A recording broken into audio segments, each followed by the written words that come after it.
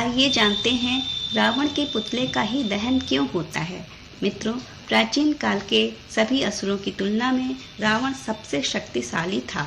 रावण तपस्वी था, मस्तिष्क के समान सर्वश्रेष्ठ था तथा समस्त अस्त्र शस्त्रों का पारंगत, बलशाली, सोने की लंका का सम्राट, प्रकांड विद्वान तथा राजधर्म का ज्ञाता भी था। यही कारण था कि श्री राम ने लक्ष्मण को मृत्युशैया पर पड़े रावण के पास राजधर्म का रहस्य जानने के लिए भेजा था।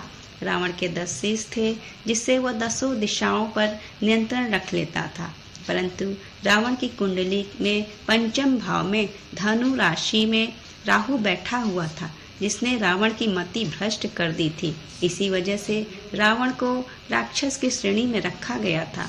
यही कारण था जिससे रावण की पराजय हुई और राम की विजय हुई। इससे संसार को यह संदेश मिला कि अधर्म कितना भी शक्तिशाली ही क्यों ना हो, परंतु विजय हमेशा धर्म और सत्य की ही होती है।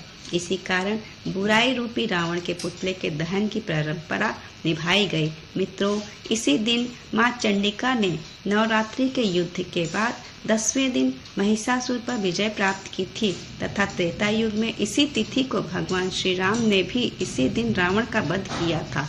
इसे दशहरा और विजयादशमी आदि नामों से भी जाना जाता है। रावण के 10 सिर उसके 10 प्रकार के पापों को चिन्हित करते थे: काम, क्रोध, लोभ, मोह, मद, मत्सर, अहंकार, आलस्य, हिंसा और चोरी। दशहरा का पर्व इन 10 प्रकार के पापों के परित्याग का सत्प्रेरणा प्रदान करता है। इसलिए रावण के पुतले को जलाकर इन बुराइयों का अंत किया जाता है। इस दिन माँ दुर्गा और श्री राम दोनों ही रूपों में यह शक्ति पूजा का पर्व है। दशहरे के दिन माँ दुर्गा और भगवान श्री राम दोनों का ही पूजन किया जाता है।